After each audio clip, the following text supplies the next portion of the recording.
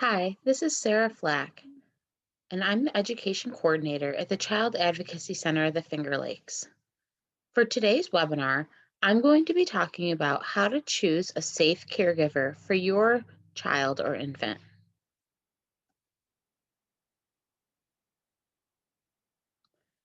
I want you to please consider these simple tips and warning signs before deciding on a caregiver for your child.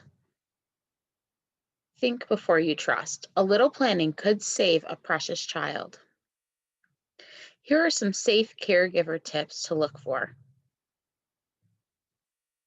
Check to see that the caregiver that you're interviewing has experience caring for babies and young children. What that experience is, how long, and what they feel their strengths and struggles are. You also want to look to see that the caregiver is patient and mature enough to care for a fussy, overexcited, or crying baby.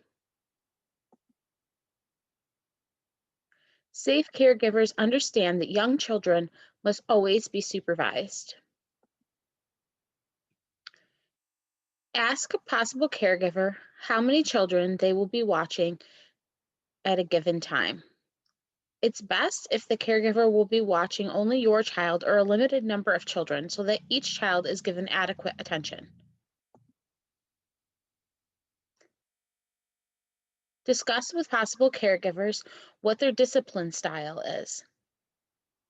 It is never okay to shake, hit, yell at, make fun of, or withhold food from a child as punishment.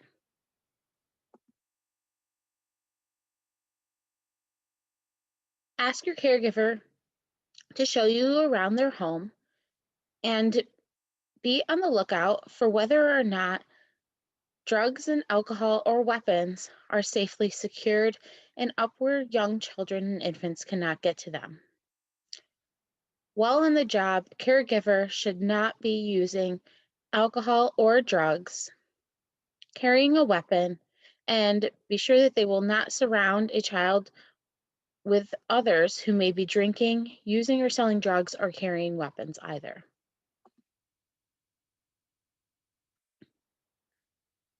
Caregivers should be providing a clean, healthy, and safe environment for your child where accidents are very infrequent. However, if an accident does occur, your caregiver should be very clear about what happened, how they responded to the accident and cared for the child, and how they will prevent any further accidents from occurring. Here are some additional safety tips as well. You may want to find a caregiver who has already received first aid and child or infant CPR training. That way, in case of an emergency, the caregiver will be knowledgeable and ready to handle the circumstance. You may also want to look for a caregiver who talks to you and asks questions as necessary. Your caregiver should be able to tell you everything your child did during the day and discuss any concerns with you. Caregivers, especially for infants and babies, should be knowledgeable of safe sleep practices. Babies can suffocate if they sleep face down, so they should always be placed in a crib on his or her back with no blankets, crib bumpers, toys, or pillows that might interfere with breathing.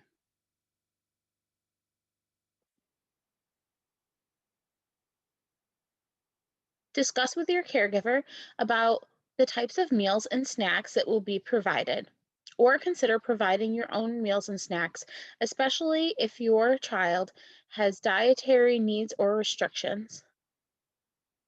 If your child has any allergies to known foods, be sure that your caregiver knows this in advance and is knowledgeable about the types of foods that contain these substances.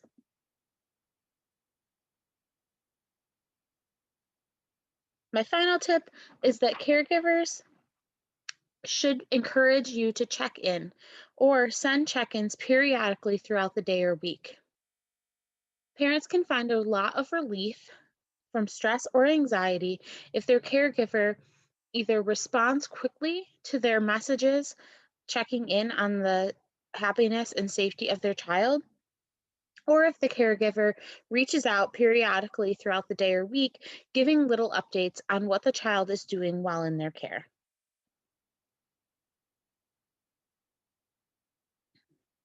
We also want to talk about some warning signs of an unsafe caregiver. You may be able to see some of these warning signs during an interview before this person ever has the ability to take care of your child, which would trigger you to look for another suitable care provider. However, some of these may come up as time goes on, and so you want to make sure that you're being diligent, talking to your child if they're old enough to communicate with you, and talking to other parents who possibly have used this care provider in the past or are currently using this caregiver. Some warning signs include that the caregiver has problems with anger, is violent or controlling. Having problems with anger generally, or is severely impatient with children when they have tantrums, crying, or misbehaving.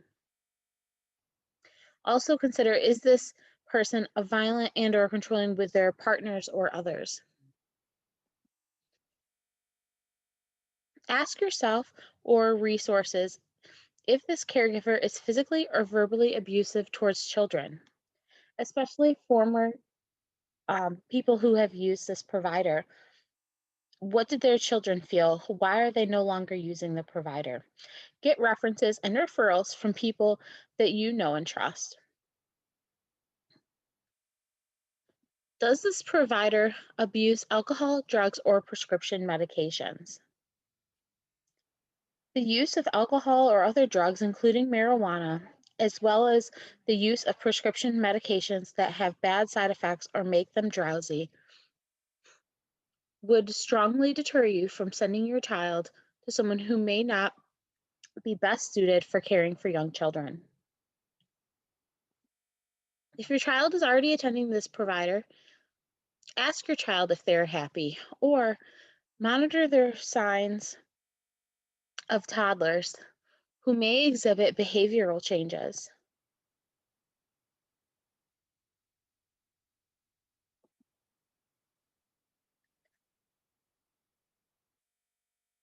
If your child has had multiple accidents that could have been avoided, this may be an extreme concern for many parents. Avoidable accidents that have occurred, especially on more than one occasion, typically indicate that the care provider is not providing a safe environment for the child, or that they are lacking in their supervisory amount of time. If the provider is not open and honest about what they did during the time that your child was with them, this would be a huge cause for concern, as well as your requests are not followed by the provider.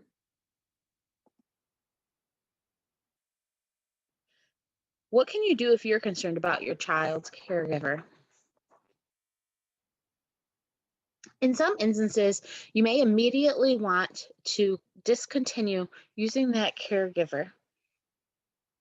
But there may be instances where you can discuss with your care provider your concerns and create a plan to move forward. If the concern that you have you consider to be minor, you want to bring that concern to the attention of the caregiver. Try to remain calm and considerate and have the conversation in private, meaning not around other children or other parents. And you also want to be open to listening to what the caregiver has to say. Perhaps there was a misunderstanding or miscommunication.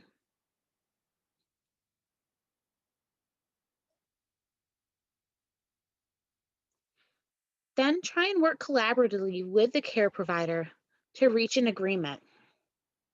Perhaps you or the provider were not clear on meal times or nap schedules, and there's something that will benefit your child greater than what has been occurring. Share with the provider your feelings on that and why it's important to you. Hopefully, you will be able to reach an agreement that will best suit the needs of your child that your caregiver will easily be able to follow. You may also want to consider developing a plan or a contract with your provider.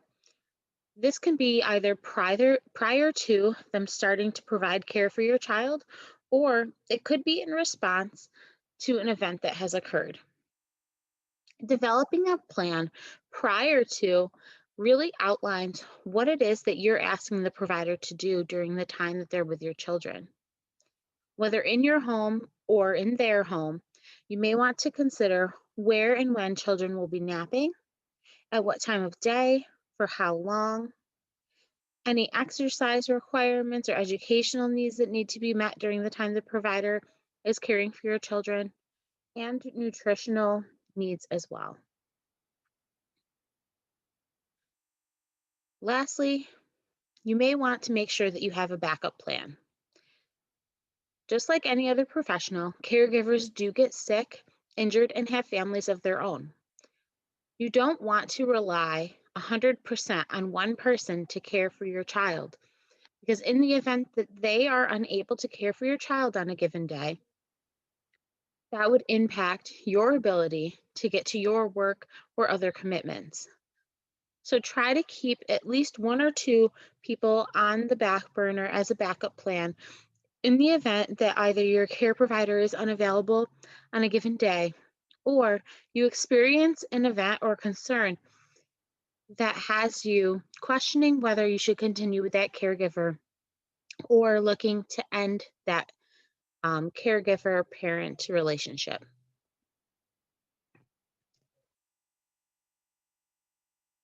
If you have a concern and you feel that you need to make a report of abuse or neglect, you should immediately contact local law enforcement or child protective services.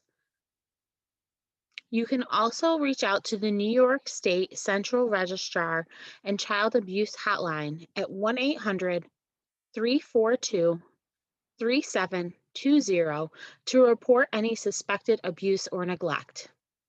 You can also do this if you are suspecting child abuse or neglect of other children that the care provider is caring for.